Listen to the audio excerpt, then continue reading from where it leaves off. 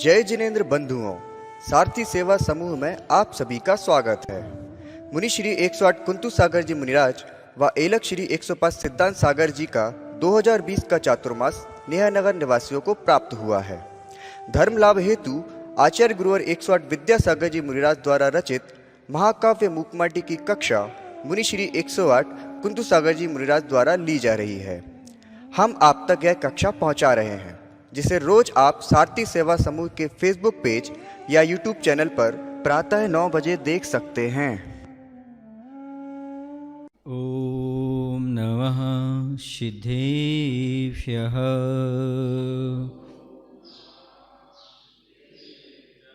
ओम नमः सिद्धेभ्यः। जय श्री ओम नमः सिद्धेभ्यः।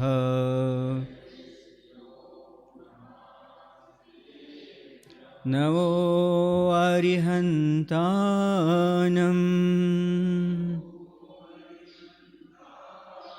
नमो सिद्धानं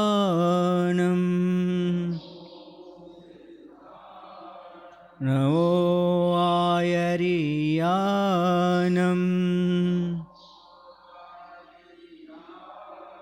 नमो वज्रायानं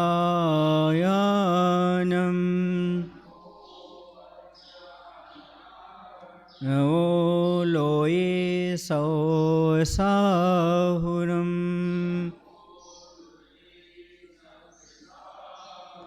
बोले पंच परमेष्ठी भगवान की, देवादेव श्री पारसनाथ भगवान की, गुरु नाम गुरु आचार्य श्री ज्ञान सागर जी महामुनिराज की, आचार्य गुरुदेव भगवान श्री विद्यासागर जी महाराज की।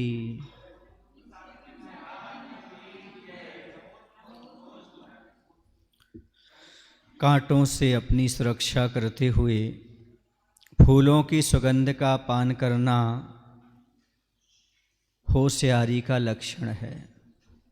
सो कुछ गिने चुने लोगों में ही यह लक्षण पाया जाता है, सब में नहीं पाया जाता। प्रश्न नंबर 75 पर, इधर अधर से उतरी बाल्टी में पानी और पानी में बाल्टी, पूर्ण रूप से दोनों अवगाहत होते हैं। मछली उसमें प्रवेश पा जाती है। धम्मम शरणम पवज्जामि, इस मंत्र को भावित करती हुई आस्था उसकी और आश्वस्त होती जा रही है। आत्मा उसकी और स्वस्थ होती जा रही है। इस धृति की काष्ठा को देखकर, इस मति की निष्ठा को देखकर सारी की सारी मछलियाँ विस्मित हो आईं और कुछ क्षणों के लिए उनकी भीतियाँ विस्मित हो आईं।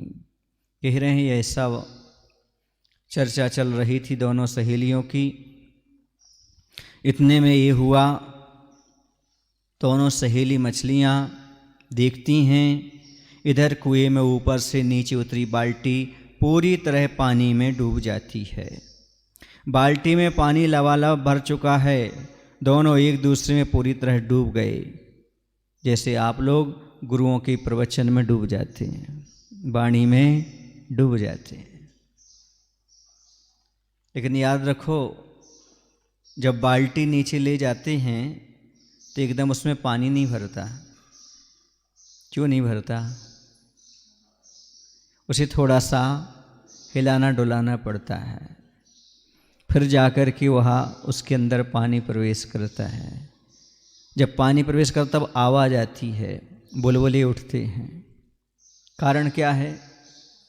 उसके अंदर हवा भरी होती है। हवा जब बाहर निकलती है, पानी का प्रवेश होता है।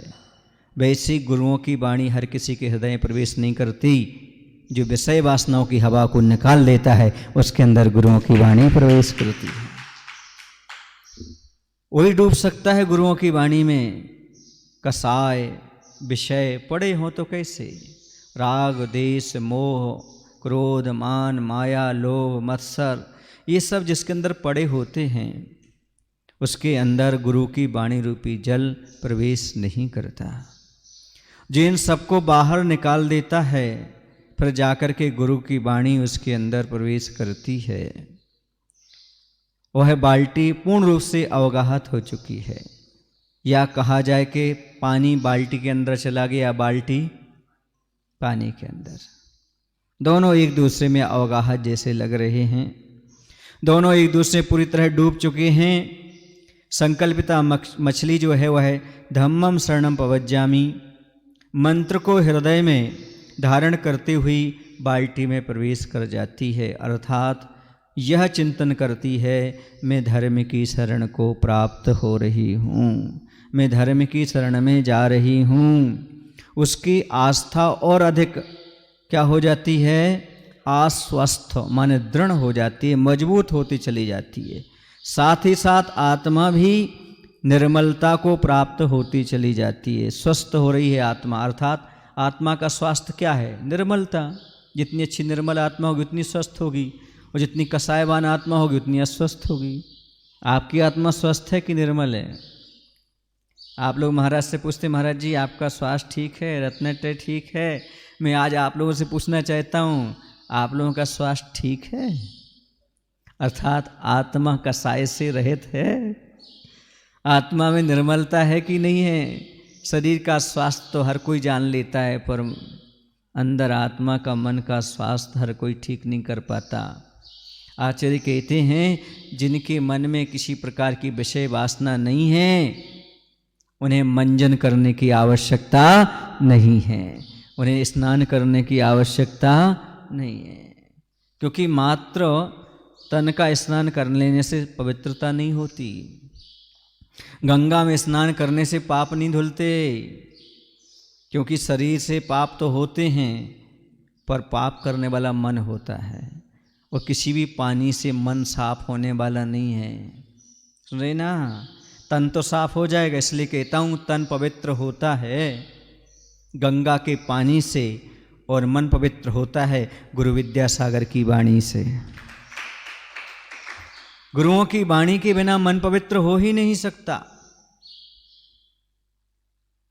किसी भजनकार ने लिखा भी है, गाया भी है कि तन को धोया मगर मन को धोया नहीं, बाद गंगा नहाने से क्या फायदा, प्यासे को पानी पिलाया नहीं, बाद अमृत पिलाने से क्या फायदा, तन को धोया मगर मन को धोया नहीं, बाद गंगा नहाने से क्या फायदा। यदि प्यासे व्यक्ति को पानी पिलाया नहीं, बाद में अमृत पिला दो, अब क्या होगा? कुछ नहीं। वैसे तुमने गंगा में स्नान किया, तन को धोया मगर मन को धोया नहीं, तो गंगा में स्नान करने से क्या फायदा? क्योंकि पाप तो व्यक्ति मन से करता है, बुरी वासनाएं तो आदमी के मन में हैं। इसलिए मन को, आत्मा को स्वस्थ बनाओ, उसका स्वास्थ्य प्राप्त करो। शरीर तो कभी स्वस्थ होने वाला है ही नहीं, उसमें तो एक अंगुली प्रमाण शरीर में 96 रोगों की उत्पत्ति हो सकती है, तो पूरे शरीर में तो करोड़ों की संख्या में पहुंच जाती है। इसलिए शरीर को स्वस्थ मत बनाओ, हो सके तो आत्मा को स्वस्थ बनाओ। शरीर को साफ सुथरा मत करो, आत्मा को पवित्र बनाओ। और उस मछली ने अपनी आत्मा को पवित्र बना लिया। सही बात तो ये है, यदि गंगा और नर्मदा आदि में स्नान करने से पाप धुल जाते तो मछली और मेंढक तो अभी तक धर्मात्मा ही हो गए होते, मगरमच्छ तो धर्मात्मा हो गए होते। सब कहाँ रहते हैं? वो नदी में रहते हैं। लेकिन ऐसा नहीं है, वरना हर एक व्यक्ति पाप करे और जाके नदी में नहा ले और कहे हमारे पाप धुल गए, फिर कैसा नहीं हो सकता। इसलिए बंदो इस चीज़ को समझो, तीर्थ यात्रा का अर्थ है स्नान करना नहीं होता, तीर्थ यात्रा का अर्थ मन की कलुषता को धोना होता है। जिसका मन पवित्र है उसे तीर्थ यात्रा करने की आवश्यकता नहीं है। सुन रहे आप लोग कि नहीं? जब हमारी दीक्षा हो रही थी उस समय आचार्य जी ने कहा कोई विकल्प तो नहीं है आपको? हमने कहा नहीं आचार्य जी। बोले क्षेत्र तीर्थ यात्रा करने का? हमने कहा नहीं। हाँ, सिरवर बेलगोला नहीं गए, शिखर जी वगैरह हो आए थे, तो हमने कहा वहाँ गए नहीं है, विकल्प नहीं, हमने विकल्प कुछ नहीं है, हो जाए तो ठीक है, नहीं हो जाए तो कोई बात नहीं है। तो आचार्य से कहते एक काम करते हैं, हम तुम्ही को तीर्थ बना देते हैं, बात खत्म हो गई। तीर्थ समझते हो? परमेष्ठी मुनि महाराज अपने आप में तीर्थ से कम नहीं होते। आप लोग बोलते भी आचार्य को क्या? संयम सौरभ साधना जिनको करे प्रणाम, त्याग तपस्या तीर्थ का विद्यासागर नाम। त्याग तपस्या के घाट पर ही हम अपने कर्मों को धो सकते हैं, हम अपनी आत्मा को निर्मल बना सकते हैं। जहाँ त्याग नहीं, जहाँ पर तप नहीं, वहाँ पर हमारी आत्मा पवित्र नहीं होती। मात्र जल से पवित्र होने वाली हमारी आत्मा नहीं, ये तो माँ शरीर की शुद्धि मान लेते हैं, शरीर भी पवित्र नहीं होता जब तक रत्नत्रय को धारण नहीं करो। स्वभाव तो सुचैकाय रत्नत्रय पवित्र थे। ये शरीर स्वभाव से ही अशुचि है, अपवित्र है, यह तो मात्र रत्नत्रय से पवित्र हुआ करता है। मुनि महाराज के पास रत्नत्रय होता है, इसलिए उनका शरीर पवित्र हो जाता है, पूजनीय हो जाता है। बाकी शरीर तो स्वभाव से ही अशुचि है, इसका स्वभाव ही है। आप लोग बोलते भी हैं, दिपे चाम चादर मणि हार पिंजरा दे, भीतर आश्रम जगत में और कहीं न घिन घेह।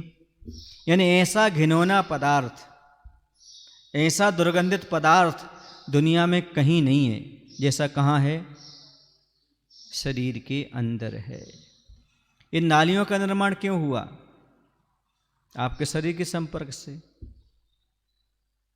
भोजन से पूछो मल क्यों बना, रसगुल्ले से पूछो मल क्यों बना, तेरे शरीर के स्पर्श से।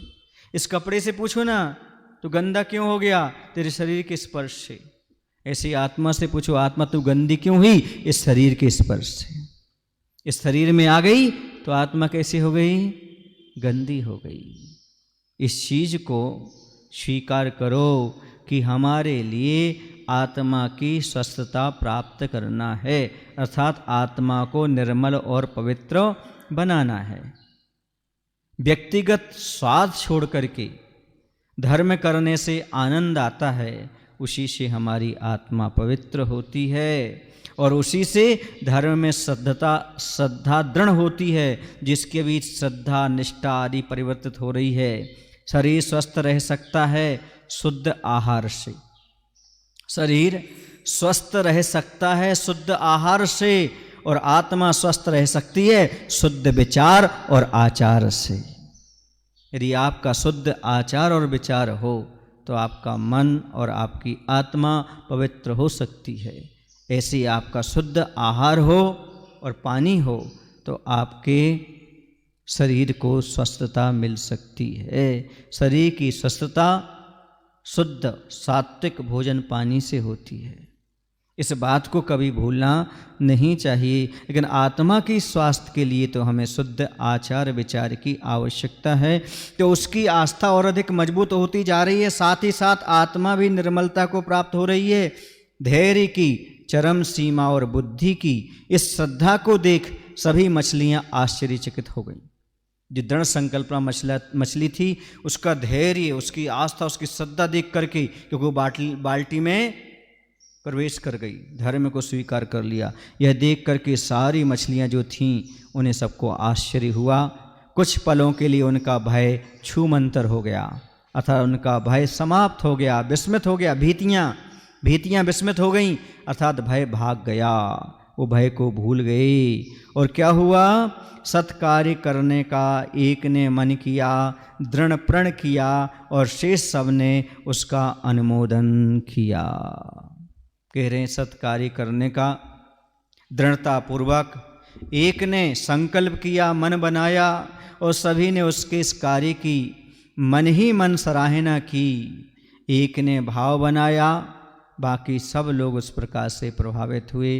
कहने का तात्पर्य ये है, सत्कार्य की अनुमोदना करना भी सत्कार्य के प्रति श्रद्धा जगाना है। यदि आप सत्कार्य की अनुमोदना करते हैं तो समझो सत्कार्य के प्रति आपकी श्रद्धा है। एक बार आचार्य श्री जी ने कहा था, हिंसा का विरोध ना करना भी हिंसा है, और हिंसा का विरोध करना भी एक अहिंसा है। आप लोग दुनिया में हिंसा हो रही है, हम रोक नहीं सकते, पर विरोध तो कर सकते हैं। और यदि आप हिंसा का विरोध नहीं करते तो ऐसा लगता है समर्थन कर रहे हो, तभी तो आप मौन बैठे हो। मौनम सम्मति लक्षणम। इसलिए विरोध जरूरी, अच्छे कार्य की प्रशंसा जरूरी, बुरे कार्य की विरोध जरूरी। आप प्रशंसा करिएगा, कोई मोक्ष मार्ग पर बढ़ता है, धर्म के मार्ग पर बढ़ता है, तो अनुमोदन करिएगा। अनुमोदना का अर्थ है मन से प्रशंसा करना। ये सबसे अच्छा मार्ग है। धन्य है जो इस मार्ग पर आगे बढ़ रहे हैं, जो धर्म की शरण को स्वीकार कर रहे हैं। अनुमोदना करिएगा।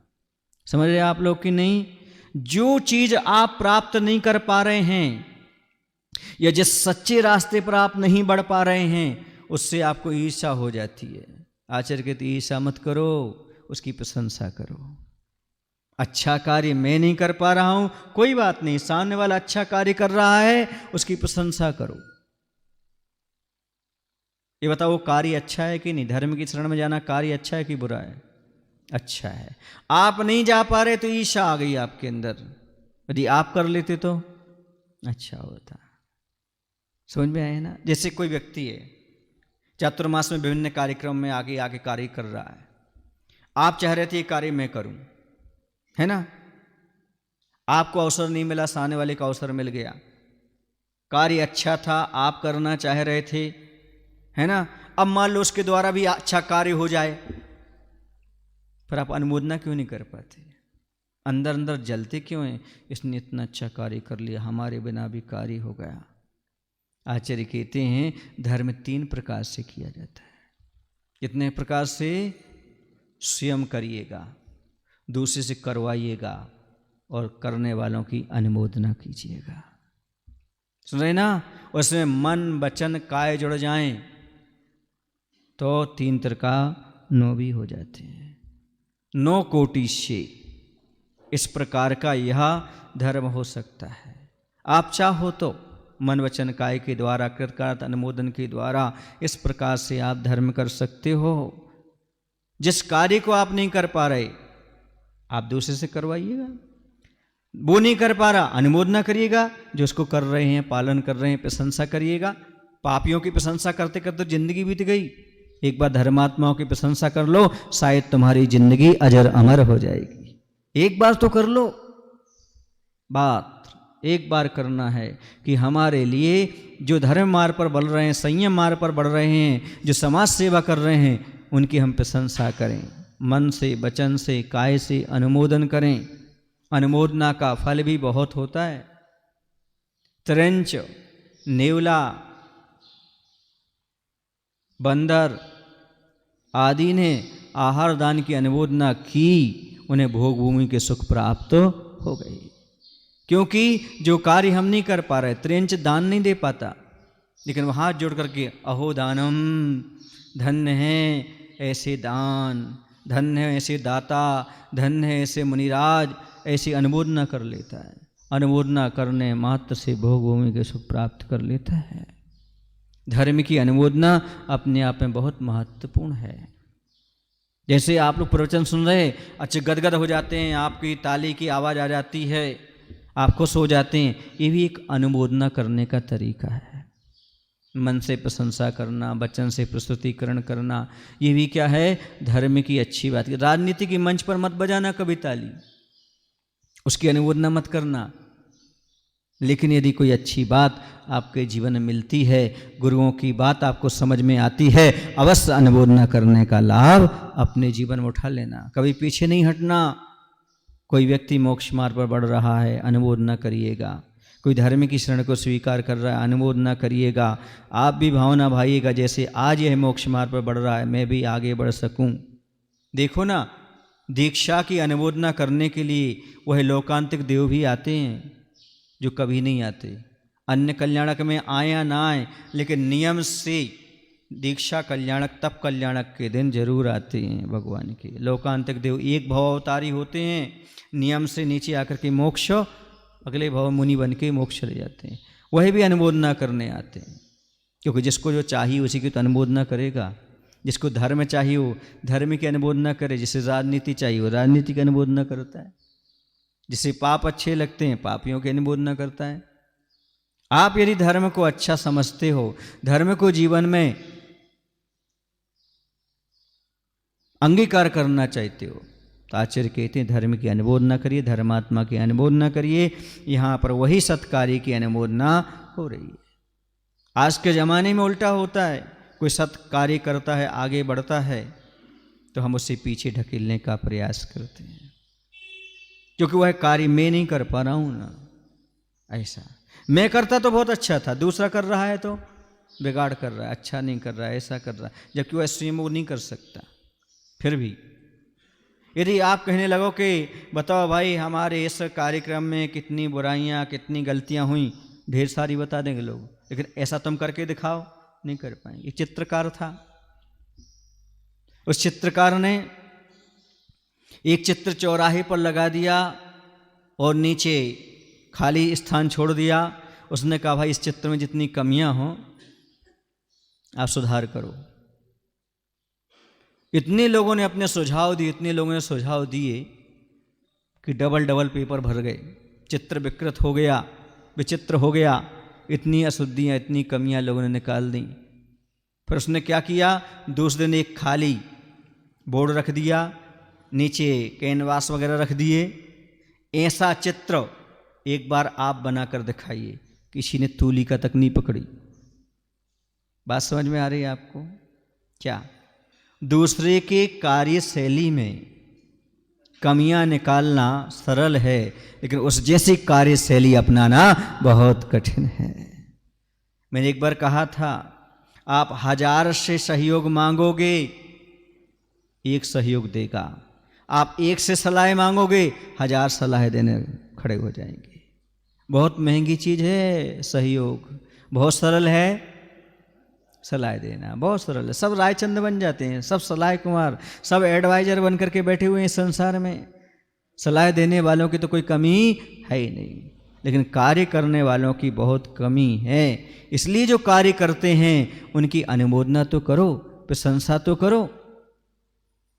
आज तो बच्चों में ये दूसरे को गिराने की भावना आ गई। एक बच्चा बोलता है भाई यदि मैं इस पहाड़ पर चढ़ जाऊंगा तुम क्या दोगे? दूसरा बच्चा कहता है पीछे से धक्का। क्या देंगे? धक्का। ये स्थिति है, बच्चे हंस रहे हैं। सही बात तो यही है, आज कोई किसी को बढ़ता हुआ देख ही नहीं चाहता, देखने नहीं चाहता।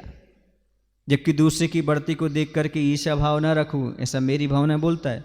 देख दूसरों की बढ़ती को कभी न ईर्ष्या भाव रखूं, और बने जहां तक इस जीवन वरों का उपकार करूं। हाँ, ये सोचता तो है, लेकिन ईर्ष्या आ जाती है दूसरे को बढ़ते हुए देख करके। आचार्य कहते हैं अच्छे कार्य में ईर्ष्या नहीं करना, बल्कि अच्छे कार्य की अनुमोदना करना चाहिए। जो प्रगति के रास्ते पर बढ़ रहे हैं उनकी हमें अनुमोदना करो। सुन रहे आप लोग की नहीं? एक भावित हुई शेष प्रभावित हुई, एक को दृष्टि मिली दिशा सब पा गई। कह रहे हैं उन मछलियों की बात चल रही है कि जब एक मछली ऐसा भाव बनाती है सत्कार्य करने की, तो सभी उसकी अनुमोदना करते हैं। और अनुमोदना करने के साथ साथ कह रहे हैं एक ने भाव बनाया शेष सभी प्रभावित हुए। यानी एक ने धर्म की शरण में जाने का भाव बनाया, सब उससे प्रभावित हो गई। एक को सन्मार्ग मिला, शेष सही मछलियां दिशा प्राप्त कर गईं, दिशा मिल गई। बताओ सामने वाले को कौन प्रभावित कर सकता है? धर्म से सामने वाले को कौन प्रभावित कर सकता है? जो स्वयं पहले धर्म से प्रभावित हो गया हो और उसके अंदर से धर्म का प्रवाह निकल रहा हो, तब वह दूसरे को दीपक से, दीपक तो जलता है पर बुझे दीपक से जलता है कि जलते हुए दीपक से? हाँ, धर्म की प्रभावना कौन कर सकता है? जो स्वयं धर्म को स्वीकार करता हो, क्योंकि वही उपदेश प्रभावी होता है जो वाणी से नहीं बल्कि आचरण से अभिव्यक्त होता है। वाणी से नहीं, आचरण से अभिव्यक्त हो। आप सामने वाले से कहना चाहते क्रोध मत करिए, लेकिन आप स्वयं ज्वाला प्रसाद बन जाते हो, शीतल प्रसाद नहीं रह पाते हो, फिर सामने वाले पर प्रभाव पड़ेगा क्या? बिल्कुल नहीं पड़ेगा सामने वाले पर प्रभाव। सामने वाले पर प्रभाव बनाने के लिए आचार्य भगवंत कहते हैं, जिस चीज का आप सामने वाले को उपदेश देना चाहते हैं पहले उसको अपने जीवन में उतार लीजिएगा, फिर उपदेश देने का प्रयास करिएगा। बरणी जी का एक उदाहरण आता है। एक माँ अपने बच्चे को बरणी जी के पास पहुंची लेकर के और बोली, बरणी जी यह गुड़ खाता है, इसका गुड़ छुटा दो। बरणी जी ने कहा बाद में लाना। कुछ दिन बाद लेकर के पहुंचे, बोले बरणी जी आपने बाद में बुलाया था, ये गुड़ खाता है, छुड़ा दो, बाद में आना। फिर वह पहुंची, बोले बरणी जी आपने कहा था फिर आना, ये बच्चा गुड़ खाता है। हाँ ठीक है, क्यों बेटे तुम गुड़ खाते हो? गुड़ खाना छोड़ दो। क्या कहा? गुड़ खाना छोड़ दो, जाओ। माँ सोचने लगी इतनी बात कहना थी तो पहले क्यों नहीं कही थी? बरणी जी आपको इतनी बात कहनी थी, पहले दिन क्यों नहीं कही? इतना क्यों लटकाया? बोले पहले मैं स्वयं गुड़ खाता था, अब मैंने गुड़ छोड़ दिया है, इसलिए मैं दूसरे से कह सकता हूं तुम भी गुड़ का त्याग कर दो। उस बच्चे पर प्रभाव पड़ा। कहने का तात्पर्य यह है, जो हम चाहते हैं दूसरा व्यक्ति इस प्रकार का कार्य करे तो वह अपने जीवन में पहले कर लेना चाहिए। त्याग का उपदेश उनसे नहीं सुनना चाहिए। किनसे? जो घंटों त्याग पर प्रवचन देते हैं और विदाई में 25,000 से कम नहीं लेते हैं।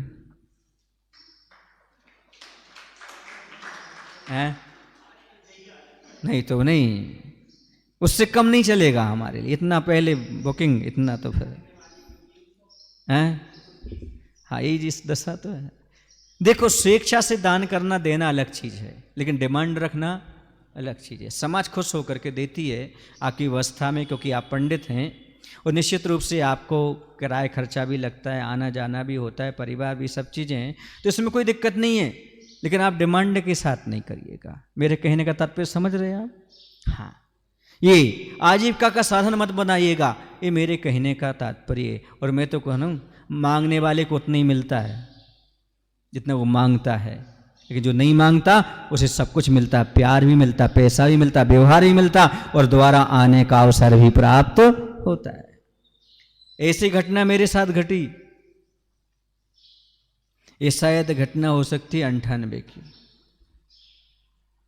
राहतगढ़ में ब्रह्मचारी अवस्था में मैं आया था, शायद महावीर जयंती का अवसर था। वहाँ से भेजा गया मुझे आश्रम से, मैं आया, वहाँ रुका रहा। फिर उसके बाद शिविर भी लगा। आर्यिका प्रभावनमती जी का सानिध्य था, तो भावनामती, सदयमती जी, इन सबके सानिध्य में शिविर लगा। शिविर लगने के उपरांत ऐसा हुआ, शिवरात्रि भी यहाँ हो सकते हैं, आप दिख नहीं रहे हैं, तो उनका 420 नंबर था, रोल नंबर क्यों 37 तो शिविर होने के उपरांत अब सब ब्रह्मचारी लोग चले गए। मेरा थोड़ा स्वास्थ्य ठीक नहीं था, रुक गया। कुछ दिन बाद मैं भी वहाँ से जाने लगा, तो लोगों ने इंदौर के लिए बस का टिकट कटा दिया, बैठा दिया। लेकिन जब जाने लगे तो वो टीका करने के लिए आ गए, और साथ में कुछ लिफाफा था, वो देने लगे। प्रदीप, दिवाकर, संतोष जी मेडिकल वाले, ये सब अध्यक्ष थे, और भी संजय वगैरह, संजय वगैरह सब इकट्ठे होकर के युवा टीम आ गई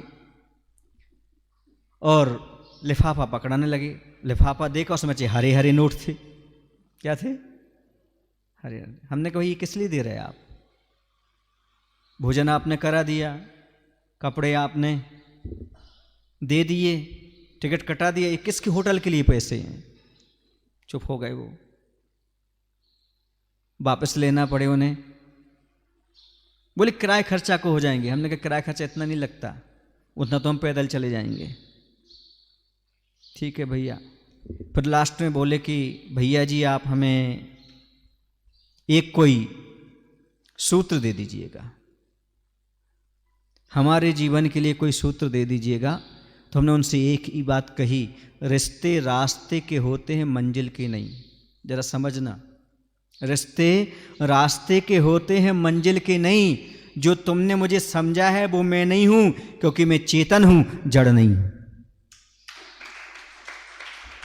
जड़ की कीमत नहीं है हमारे जीवन में, चेतन की कीमत हो। आपने इतना प्यार वात्सल्य सब कुछ दिया और कह गए जैसे आपने मुझे रखा, मैं ब्रह्मचारी था उस समय, ऐसे कोई भी त्यागी वृत्ति आए, ऐसे ही सेवा करना, ऐसे ही भोजन पानी कराना, ऐसे ही ज्ञान प्राप्त करना। यही सबसे बड़ी आपकी उपलब्धि मानता हूँ। यही जीवन का सबसे बड़ा सूत्र है। रिश्ते रास्ते के होते, मंजिल के नहीं। जो तुमने मुझे समझा है वो मैं नहीं हूँ, क्योंकि मैं चेतन हूँ, जड़ नहीं हूँ। और चेतन आत्मीयता चाहता है और आपकी कोई वस्तु को ग्रहण करना नहीं चाहता। आप बोलते त्यागी जी आ गए, अब त्यागी जी क्यों बोलते हैं आप? त्याग है तो त्यागी जी हैं, वरना क्या बोलेंगे फिर? रागी जी। कहने का तात्पर्य यह है, धर्म की प्रभावना मात्र वाणी से नहीं होती, आपके आचरण से होती है।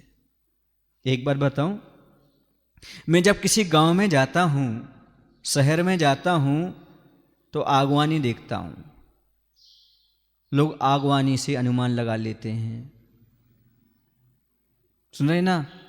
पर मैं आगवानी से कभी खुश नहीं होता, मेरी एक आदत है। मैं हमेशा विदाई देखता हूं। क्या देखता हूं? आगवानी में कितने लोग थे, क्या थे, नहीं देखता, बल्कि विदाई करने वाले कितने लोग थे, कैसे थे और किस प्रकार से विदाई कर रहे थे, ये देखता हूं। मतलब तुम विदाई कराना चाहते हो, तो ताली क्यों बजा रहे हो? इसका मायना यह है कि भेष को देखकर आगवानी होती है, सुन रहे ना? लेकिन विदाई तुम्हारे आचरण को लेकर के होती है। आचरण को लेकर के तुम्हारा नेचर कैसा रहा, तुमने समाज को क्या दिया, समाज में कैसी चर्या का पालन किया, ये किससे मालूम पड़ता है? विदाई से मालूम पड़ता है। आगवानी तो साधु आए हैं तो लेने के लिए कम भी पहुंच सकते, अधिक भी पहुंच सकते हैं, और भेष को देखा और क्या कर लिया, नमस्कार। लेकिन कहते हैं जहाँ पर रुकते हो वहाँ पर आपकी लोग चर्या देखते हैं, आपका ज्ञान देखते हैं, आपका व्यवहार देखते हैं, उसी प्रकार से आपकी क्या होती है फिर? बोलो ना, विदाई हुआ करती है। सुन लेना अच्छी तरह से। मैं इसी का आकलन करता हूँ, बाकी किसी चीज़ का आकलन नहीं। किसी की बातों पर भरोसा नहीं करता, सुनी सुनाई बातें नहीं करता। मैं अपने आचरण पर, अपनी आस्था पर, अपने विश्वास पर ही विश्वास रखता। समझ गए ना? और मैंने तो अक्सर देखा, मैं कभी उम्मीद नहीं रखता कि दुनिया मुझे चाहा करे, इसलिए शायद दुनिया मुझे उम्मीद से ज़्यादा चाहती है। मैं कभी नहीं सोचता कि कोई चाहे, बल्कि मैं तो ये कहता हूँ, अपने आप को धर्म से प्रभावित कीजिएगा। लोगों को प्रभावित करने की आवश्यकता नहीं है। यदि आपके जीवन धर्म से प्रभावित है तो शेष प्रभावित हुए बिना रह ही नहीं सकते। एक को दृष्टि मिलती है, सब अपने आप दिशा को प्राप्त कर लेते हैं। एक वीतरागी हजारों लोगों को सच्चा रास्ता दिखाने में सक्षम हो सकता है, जैसे हमारे आचार्य गुरुदेव विद्यासागर जी महाराज सारे विश्व को सही रास्ता दिखा रहे हैं। सही रास्ता दिखा रहे हैं, चाहे वो शिक्षा के क्षेत्र में हो, चाहे वो आजीविका के क्षेत्र में हो, सब क्षेत्र में सात्विकता अपना करके अपना जीवन निर्मल और पवित्र बनाइएगा। आपको पता है, जब कोई व्यक्ति अच्छा कार्य करता है तो विरोध भी सामने आता है। इसका कारण क्या है? जब कभी भी आग को सुलगाया जाएगा चूल्हे में, तो पहले धुआं तो हो गई होगा। जो धुआं से घबरा जाते हैं वो कभी आग नहीं जला पाते। ऐसे जो आलोचकों से घबरा जाते हैं वो कभी इतिहास नहीं बना पाते। इतिहास बनाने के लिए आलोचकों से घबराइए मत। निंदक नीरे राखिए आंगन कुटी छवाए, बिन पानी साबुन बिना निर्मल करे सुहाए। कहते निंदक को, नीतिकार कहते हैं कि निंदक को नीरे माने अपने पास रखिएगा। क्यों?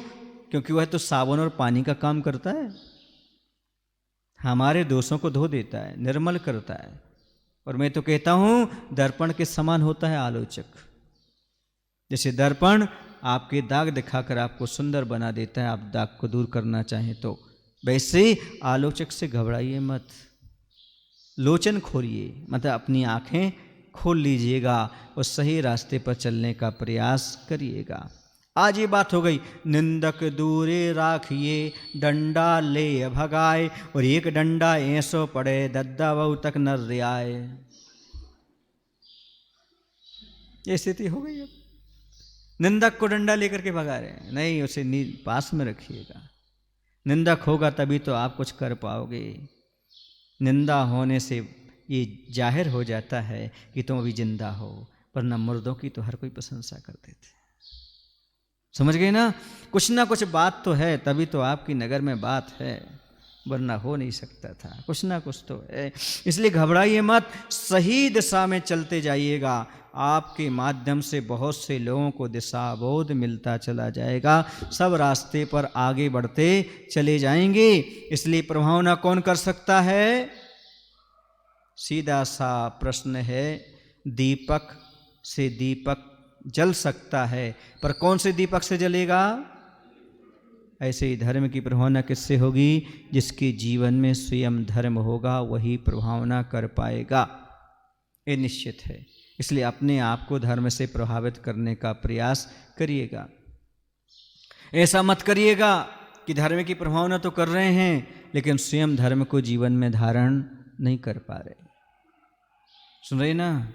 आजकल क्या होता है, वो लोग धर्मात्मा को गाइडेंस देना चाहते हैं, वो सलाह देना चाहते हैं, वो शिक्षा देना चाहते हैं, जिनके जीवन में कोई आचरण नहीं होता।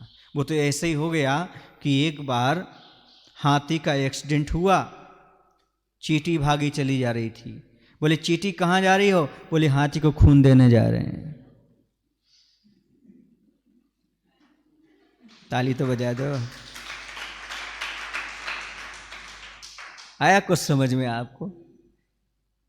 खुद के पास तो खून नहीं है, हाथी को खून देने जा रहे। अर्थात तुम्हारे जीवन में कोई धर्म नहीं है, तुम धर्मात्माओं के लिए उपदेश देने की बात करते हो। जरा सोचो, आप धर्म से प्रभावित हो कि नहीं?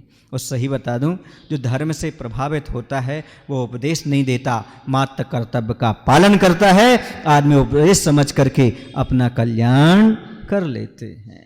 कर्तव्य ही उपदेश देना हमारा। हम आपको सुधार कर रहेंगे ऐसी बात नहीं है, मात्र उपदेश एक कर्तव्य है तो कर्तव्य का पालन कर लिया। एकांत में बैठ करके स्वाध्याय करते, 10 लोगों के बीच में कर लिया, 100 लोगों के बीच में कर लिया, ये स्वाध्याय अपने आप में तप है।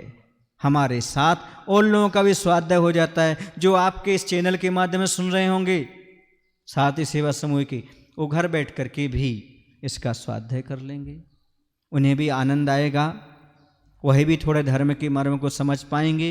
तो ये सब अनुमोदना ही है, चाहे वह चैनल वाला अपने हिसाब से कर रहे हो, चाहे आप लोग कर रहे हो, चाहे कहीं भी, चाहे पेपर में, ये सब धर्म की अनुमोदना है, जिन वाणी की अनुमोदना है, जिसके माध्यम से सेवा है, जिसके माध्यम से 4 लोगों तक वह बात पहुंच जाती है। आचार्य कहते हैं चाहे ध्यान करो और चाहे ध्यान करने वालों की क्या करो, व्यवस्था बनाओ, उनके ध्यान में सहयोगी बनो, एक ही बात है। वैसी जिनवाणी की सेवा करने का अर्थ है कि आप कुछ ना कुछ धार्मिक कार्य कर रहे हैं। दया की शरण मिली, जिया में किरण खिली, और सब की सब उजली ज्योति से प्रकाशित हुई, स्नास नपित हुई भीतर से भी बाहर से भी तत्काल।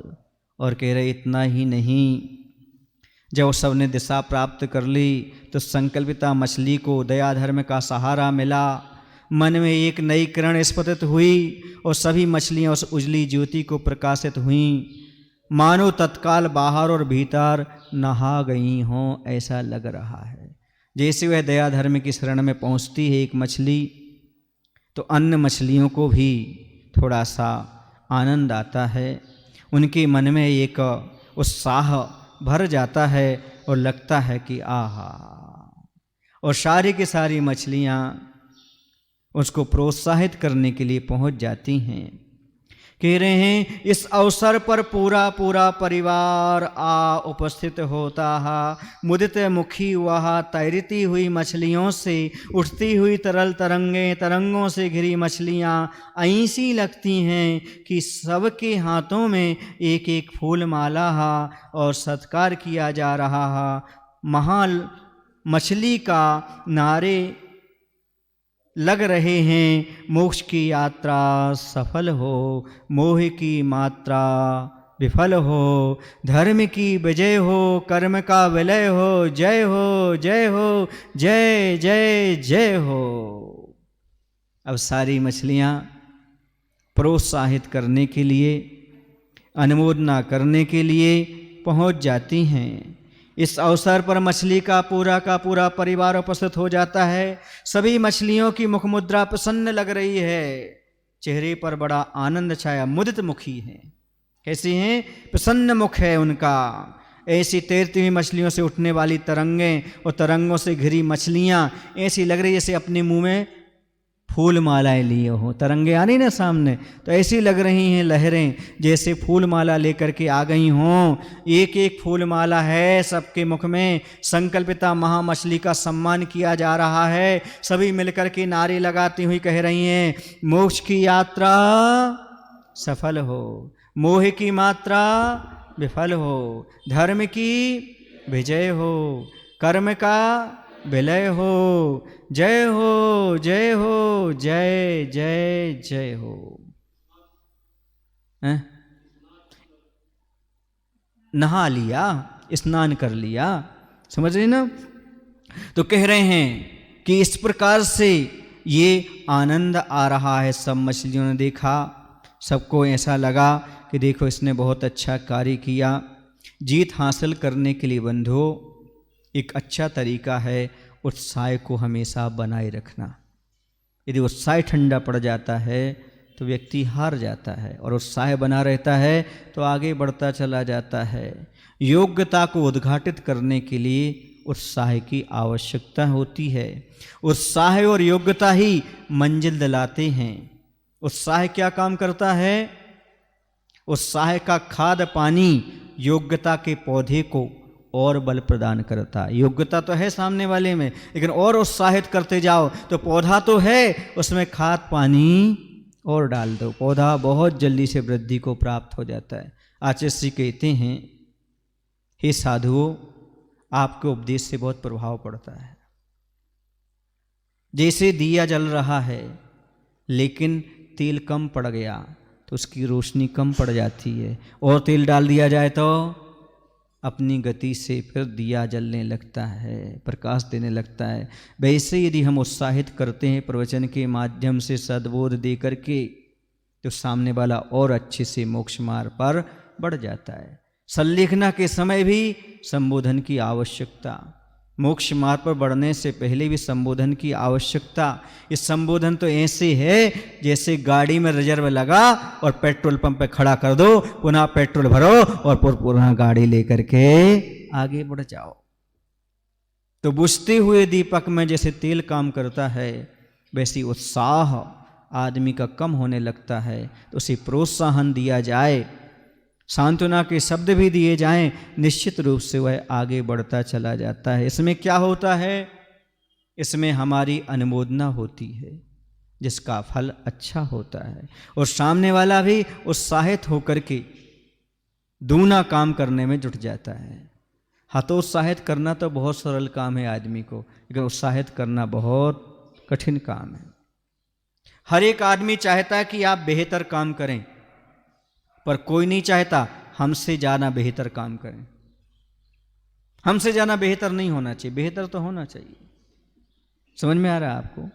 एक पिता ही जो सोचता है अपने पुत्रों के लिए, बेटा जितना मैंने जीवन में विकास किया उससे ज़्यादा विकास तुम्हारा हो। बाकी दुनिया में कोई नहीं चाहता, सब चाहते आप अच्छा बनो, अच्छा बोलो, अच्छा कहो, लेकिन हमसे अच्छा मत करो, मत बनो, ये हर कोई कहता है। तो यहाँ पर यही कह रहे हैं, अनुमोदना चल रही है। यहाँ मछली तो मात्र उपलक्षण है। समाज में से एक भव्य आत्मा जब मोक्ष मार्ग पर बढ़ता है, शुरुआत में सभी लोग क्या करते हैं, विरोध जैसा करते हैं, लेकिन बाद में जैसे आचार्य जी की दीक्षा हो रही थी उस समय पूरा विरोध चल रहा था। इतनी छोटी उम्र में दीक्षा, इतनी छोटी उम्र में दीक्षा, कैसे होगा, कैसे होगा। सब लोगों के मन में एक ही बात चल रही थी। क्यों? क्योंकि पहले सब बुजुर्ग लोग दीक्षा लेते थे, भले 12 ब्रह्मचारी हों, लेकिन साधना करते थे, ब्रह्मचारी रहते थे, पंडित रहते थे, ईलक छुल्लक रहते थे, लेकिन सीधे मुनि नहीं बनते थे। लेकिन 21 वर्ष के नवयुवा के लिए दीक्षा प्रदान की जा रही है। उस समय बहुत अद्भुत घटना थी, तो बहुत सारा विरोध हुआ था। फिर बाद में जब दीक्षा हो गई, सबने अनुमोदना की, बहुत बढ़िया हुआ, बहुत बढ़िया हुआ। आचार्य ज्ञान सागर जी महाराज निमित्त ज्ञानी थे, मुझे लगता है।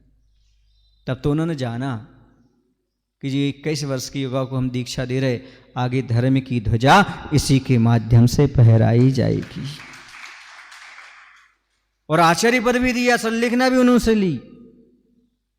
क्यों ली? क्योंकि सारी शिक्षा दे दी, एक संलिखना की नहीं दे पाए थे, इसलिए ये भी ले लो, आगे संलिखना भी कराना। उनके ज्ञान में आ गया होगा, दूरदृष्टि तो थी आचार्य ज्ञान सागर जी महाराज की, और सारा का सारा संग उन्हें सौंप दिया। सोचो, विचार करो, पहले लोग विरोध करते हैं, बाद में अनुमोदना करते हैं। इस संसार की परिणति है। इसलिए कभी आप अच्छा काम कर रहे हो तो हतोत्साहित नहीं होना।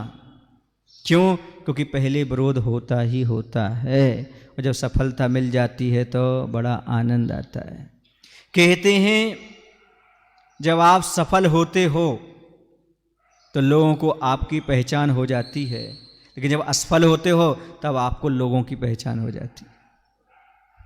समझ रहे हैं आप सफल हो गए, लोग पहचान लेंगे आपने सफलता प्राप्त की, लेकिन जब असफल हो गए, जब कोई साथ नहीं देगा, तब समझ में आएगा, आप लोगों को समझ जाओगे कौन अपना है कौन पराया है। कहते जीवन में आपत्ति विपत्ति ना आए तो कैसे मालूम पड़े कि अपना कौन है और पराया कौन है। पराये में कौन अपना छिपा है और अपने में कौन पराया छिपा है, ये कब मालूम पड़ता है? जब प्रतिकूलताएं आती। अनुकूलता में तो सब बह जाते हैं, सब अपने से लगते हैं संसार में। समझ गए ना? कहते अपने वो नहीं होते जो तस्वीर में साथ में खड़े होते हैं। अपने वो नहीं होते जो तस्वीर में साथ में खड़े होते हैं, अपने वो होते हैं जो तकलीफ में सबसे आगे खड़े होते हैं। तकलीफ में खड़े हों आगे, तस्वीर में नहीं। तस्वीर में तो सब अपनी अपनी तस्वीर खिंचवा लेते, आगे खड़े हो जाते, लेकिन तकलीफ में आगे आए तो समझो वो अपने थे, अपने कहलाते हैं। तो ये सारा का सारा परिवार मछलियों का अपनापन लेकर आया और अनुमोदना कर रहा है, आपके मोक्ष की यात्रा सफल हो।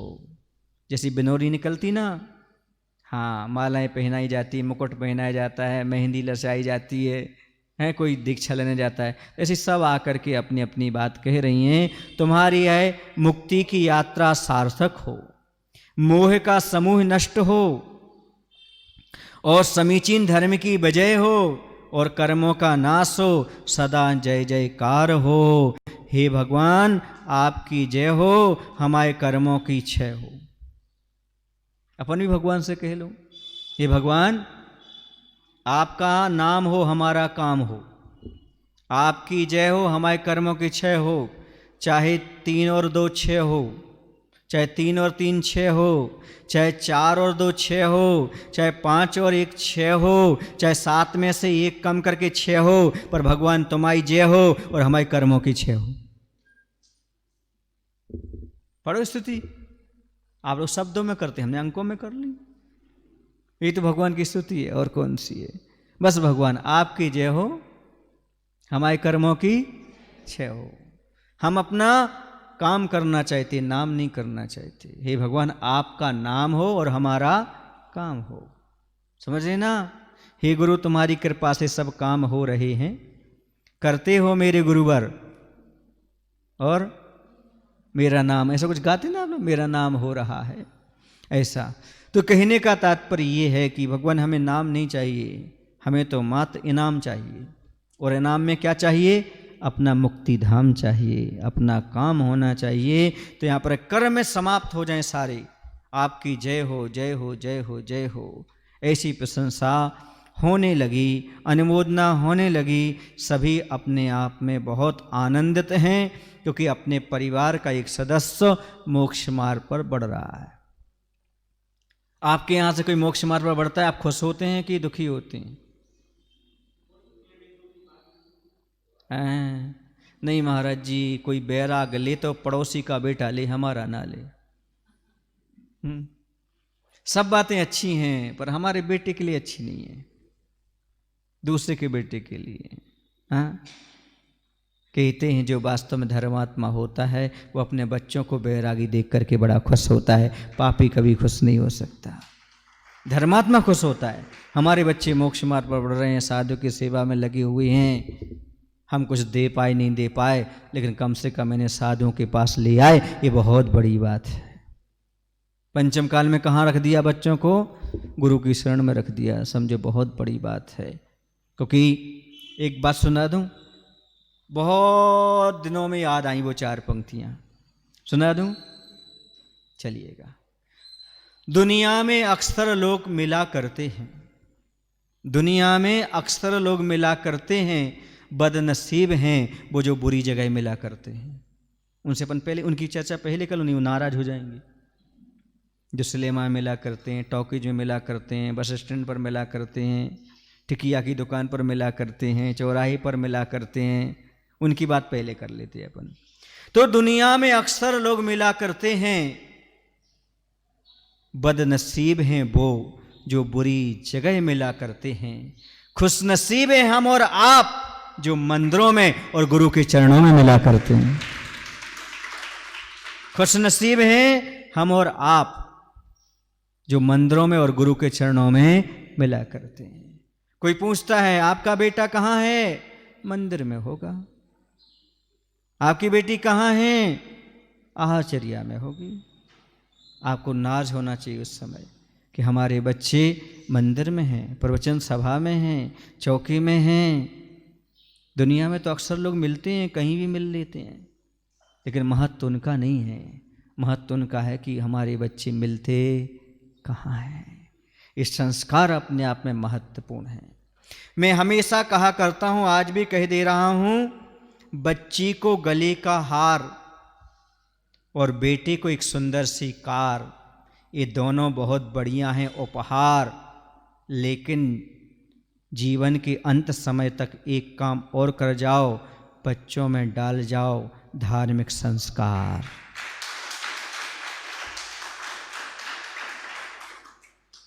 यदि बच्ची को हार नहीं दोगे 4 दिन रोएगी, बच्चे को कार नहीं दोगे 10 दिन रोएगा, लेकिन संस्कार नहीं दोगे जीवन भर रोएगा। इसी तो ये बाबू शिविर लगाता हूं मैं, ताकि युवाओं में कुछ तो संस्कार पड़ सके। अभी परिस्थिति नहीं है, इसलिए अभी इसके बारे में कोई चर्चा नहीं है, क्योंकि बच्चों को संस्कार जरूर, संस्कार के बिना संसार में रहना कोई काम का नहीं, बेकार है। संस्कारवान ही संसार में जीते हैं, बाकी तो सब डूबते रहते हैं। जिसे तैरना आता है वो पार लगता है।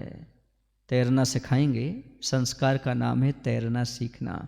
इस संसार से तैरना चाहते हो तो संस्कार की नौका ही है जो तुम्हें पार लगा सकती है, बाकी कहीं नहीं। हाँ, आज संस्कारों के बारे में दुनिया क्यों मौन है? आज संस्कारों के बारे में दुनिया क्यों मौन है? इसका उत्तर देने वाला यहाँ होता कौन है? ये लोग उत्तर क्यों नहीं देते, क्या बात है? मैं बताता हूं, क्योंकि आजकल हर घर में टेलीविजन और हर व्यक्ति के हाथ में फोन है। ताली क्यों नहीं बजाई तुमने? बस उसी में समेट करके रह गया वो। मोबाइल में इतना धस गया, मशीन को इतना प्रिय समझ लिया कि माता पिता को भूल ही गया वो। ये नहीं कह रहा हूं कि मोबाइल बुरा है, पर 24 घंटे तो ठीक नहीं। कुछ संस्कार उसमें आए तो ठीक है, और यदि वह माता पिता को भूल जाए, संस्कारों को भूल जाए, तो ऐसा क्या, ऐसी चीज क्यों प्रदान करते हो आप? हथियार देना तो ठीक है, पर चलाने की बुद्धि तो होना चाहिए। चलाने की बुद्धि नहीं तो क्या होगा, समझो। इसलिए थोड़ा सा विचार करना है हमारे लिए कि हम किस चीज़ की अनुमोदना कर रहे हैं। यदि हमारा बेटा धार्मिक स्थल पर जाता है, खूब प्रशंसा करिएगा, लेकिन यदि गलत जगह जाता है तो कभी भी आप अनुमोदना मत करिएगा, डांटने का अधिकार रखिएगा। क्योंकि माता पिता यदि प्यार से हाथ गाल पर फेंस सकते हैं, उनका अधिकार है। गलती होने पर जोर से गाल पर चांटा भी मार सकते हैं। आप कमी वहीं रखते हो, अच्छाई करता है तो प्यार तो देते हो, पर जब बुराई करता है तो डांटते नहीं हो, वहीं पर आपकी कमी हो जाती है। इस चीज़ को समझने का प्रयास करिएगा। बोले महावीर भगवान की जय। आचार्य गुरुदेव भगवान श्री विद्यासागर जी महाराज जी की। हे प्रभु, हम सभी को इतनी शक्ति, इतनी बुद्धि देने की कृपा करो, ताकि हम अपने जीवन को, परिवार को धार्मिक संस्कारों से संस्कारित कर सकें एवं अच्छे कार्यों की डट कर के अनुमोदना कर सकें। नमस्कार। भावों की निर्मल